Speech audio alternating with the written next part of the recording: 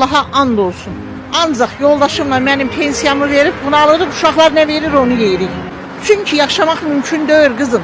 İndiki dövrdə 2000 manat müəyyən səviyyədə yaşamaq mümkündür. O pulla, o 400 manatı, işıq pulu, qaz pulu, su pulu verirsən 200 manatın gedir. Mümkün deyil. Heç cürə mümkün deyil. Cəmaət elə canını sığışdırıb ki, bəlkə səhər yaxşı olar, bəlkə o birisi gün yaxşı olar.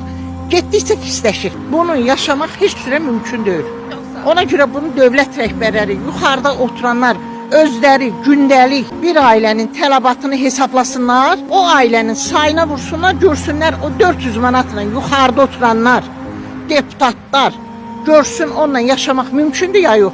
Deputat 100 yerdə, 200 yerdə, xaricdə banklarda pulu, biz 400 manatı gözləyirik ki, pensiya haçan gələr, dərmanımızı alarıq, iynəmizi alarıq və yaxud ev pulunu, qaz pulunu, su pulunu ödəyərik. Onu deputatlar oturur, 80 yaşında, 70 yaşında başlarına vursunlar, zavanlar otursun, görsün ki, nə ilə idarə olunur bu millət, nə ilə dolanır bu cəmaət.